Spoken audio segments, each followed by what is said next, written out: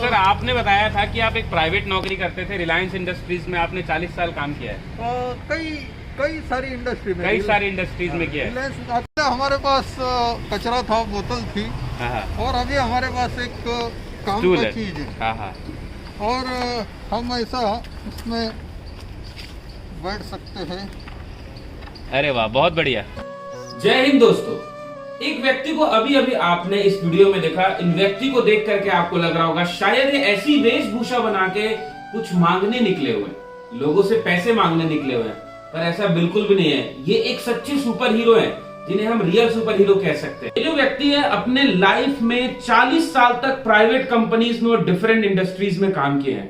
देश विदेश बहुत जगह पर जाकर के इन्होंने अपना प्रेजेंटेशन दिया है। दोस्तों मैं आपसे ज्यादा तो नहीं कहूंगा, ये क्या सोशल मैसेज देना चाहते हैं आप केवल 10 मिनट निकालिए और इस पृथ्वी को बचाने के लिए केवल 10 मिनट दीजिए और इनके बातों को गौर से सुनिए। Hello everyone, welcome to our channel. और आज मैं ऐसे ही रास्ते से गुजर रहा था तो मुझे ये अंकल जी मिले। और अंकल जी आप थोड़ा बताइए अपने बारे में। आपका एकदम लुक देख करके बहुत अलग सा लग रहा है, एक डिफरेंट सा फील हो रहा है। बिल्कुल अलग सा लगे, इसीलिए मैंने ये कपड़ा पहन रखा है। जी जी। राह चलने वाला कोई आदमी मुझे देखकर उसको कुछ उत्सुकता होनी चाहिए, ताकि वो आपसे बात करे। बात करे। बात करने के बाद में मैं फिर मेरे मन की बात है वो आगे तक पहुंचा पाऊँ। आप जो ये जो समाज सेवा जो कर रहे हैं आप, सोशल काम, मुझे नहीं लगता कि इसके लिए आपको कोई पैसा मिल रहा होगा। और इतने उम्र में मतलब आप ये कर क्यों रहे हैं, मुझे समझ में नहीं आ रहा है। अच्छा, मैंने अभी अभी आपको बताया कि मेरे जो साथी है वो बिना वजह मान लीजिए कि कैंसर के शिकार हो गए। जी जी जी। और मुझे ऐसा लगता है कि ये जो मैसेज है ये आगे 4 लोगों तक पहुंचना चाहिए। अभी तक आपको किसी ने बताया होगा ऐसा मुझे नहीं लगता कि भाई कैंसर के क्या क्या कारण हो सकते हैं। बिल्कुल बिल्कुल। आपको पता है कि बीड़ी, कड़ी, सिगरेट, ये जो है तंबाकू, ये सिर्फ 30% पेशेंट के बारे में लागू पड़ सकता है। अच्छा, बाकी के 70% जो लोग हैं, पेशेंट है, उनको कैंसर क्यों होता है? तो मैंने अभी जैसे बताया कि ये अलग अलग प्रदूषण है, उसी के कारण कैंसर हो जाता है। और इसमें से बहुत बड़ा कारण जो है वो प्लास्टिक है। प्लास्टिक बनने से लेके उसके चीज़ों का इस्तेमाल करने का और फेंकने का, और फेंकने के बाद भी वातावरण में जो फैला रहता है कचरा प्लास्टिक का, इसका कई सारा दुष्परिणाम हमको नज़र आ रहा है। अच्छा, आप मुझे एक जुगाड़ दिखा रहे थे जिसमें हम प्लास्टिक की चीज़ों को स्टूल या कुछ ऐसा बना करके दिखाएं। देखिए बहुत ही इंटरेस्टिंग चीज़ इन्होंने बनाया है, सर दिखाएंगे। मान लीजिए हमारे पास घर में ऐसा कुछ सूखा प्लास्टिक का कचरा होता है। जी जी जी। कई सारा कचरा आता है। हमने 7 बोतल सेम साइज की, एक ही साइज की ऐसी 7 बोतल लेनी है। और अपना जो भी सूखा प्लास्टिक कचरा है वो बोतल में ऐसा दबा दबा के भरना है। हमने ऐसा कचरा हमारा प्लास्टिक का बोतल में दबा दबा के भर दिया। अगर जरूरत पड़ा तो हम छोटी सी लकड़ी का भी इस्तेमाल करेंगे इसको दबाने। बोतल में प्लास्टिक कचरा दबा दबा के भरा है। इस बोतल का ढक्कन हमने इस लकड़ी के ऊपर नट बोल्ट लगा के टाइट करके रखा है। अच्छा अच्छा। अब हम इस बोतल को इसमें टाइट कर देंगे। फिट करने के बाद जी बहुत बढ़िया बहुत बढ़िया। हम जितना दबा दबा के इसमें प्लास्टिक कचरा भरेंगे उतना बढ़िया से बन जाएगा स्टूल। हमको सूखा प्लास्टिक का कचरा चाहिए, इसमें खाने का कोई अंश ना हो, इसमें पानी का कोई अंश ना हो, नहीं तो अंदर सड़ने लगेगा। हाँ, जीवाणु बढ़ जाएंगे अंदर। और ये वातावरण में अगर जाएगा प्लास्टिक का कचरा तो इसमें कितना नुकसान होता है। अगर ये गटर में चला गया तो गटर चौक हो जाएगा, इतना पानी है इधर उधर पड़ेगा, कचरा बाहर पड़ा हुआ है तो गाय भी खा सकती है। खाते हैं।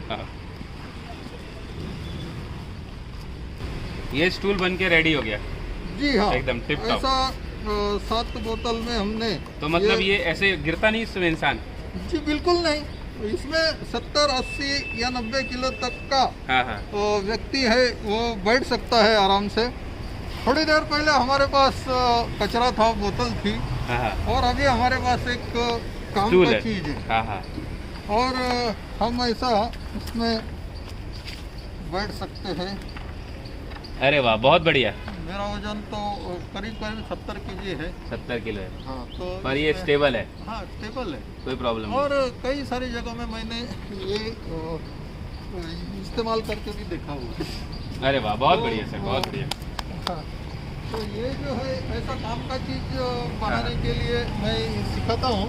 हाँ, अगर स्टूल बन के तैयार हो गया हाँ, तो जो भी बच्चा बैठेगा उसके हाँ, हाथ में हाँ, ये एक सेल्फी सेल्फी कार्ड पॉइंट। बनेगा। हाँ, हाँ, हाँ, अरे वाह, सेल्फी पॉइंट मतलब माझा कचरा माझी जवाबदारी, सही है, सही, मेरा हाँ, जो कचरा है वो हाँ, मेरी जिम्मेदारी है। सही है, सही, हाँ, मैं कचरा करूं और उसका व्यवस्थापन, उसका जिम्मेदारी, उसका विनियोग या मतलब उसका व्यवस्थापन दूसरा कोई और क्यों करेगा। सही बात है। मुझे कुछ तो हिस्सा, कुछ तो जवाबदारी खुद लेनी पड़ेगी, सही लेनी बात। पड़ेगी। तो ये मैं छोटे बच्चों के हाथ में देता हूँ और बड़ी खुशी से बच्चे इसमें बैठते हैं, ये बोर्ड पकड़ के फोटो वगैरह खींचते हैं। पर सर आपने बताया था कि आप एक प्राइवेट नौकरी करते थे, रिलायंस इंडस्ट्रीज में आपने 40 साल काम किया है। कई सारी इंडस्ट्री में, कई सारी इंडस्ट्रीज में किया है। रिलायंस आखिरी थी। तो अभी आपके घर में और कौन कौन है, फैमिली मेंबर्स वगैरह? मेरे घर में मेरी मिसेस है। अच्छा, हम लोग दोनों यहीं नासिक में रहते हैं।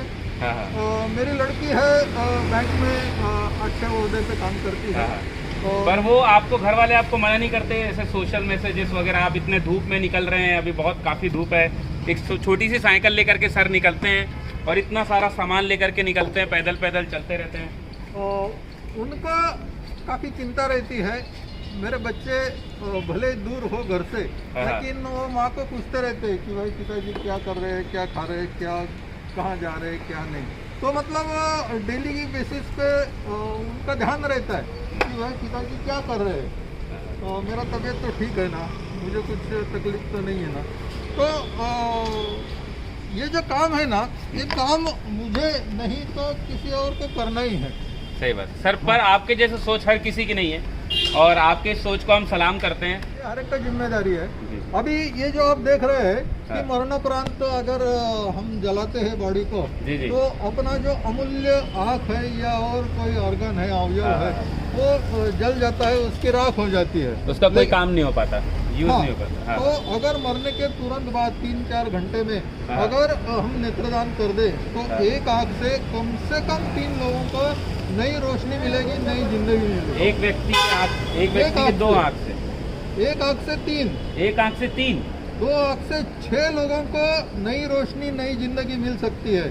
जैसे कि हम टमाटर का स्लाइस करते हैं, वैसे ही कॉर्निया का स्लाइस किया जाता है। अच्छा अच्छा अच्छा। तो जितना पतला अभी आज की तकनीक जो है उस हिसाब से हम 3 बार उसको स्लाइस करेंगे और 3 अंध व्यक्तियों को नई रोशनी देंगे।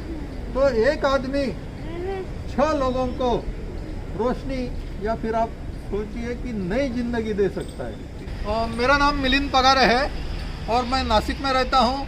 नासिक में रहते हुए भी मैं भारत में 8 राज्यों में घूम चुका हूँ। 900 से 1000 तक मेरे स्कूल कॉलेज घूम के हो चुके हैं।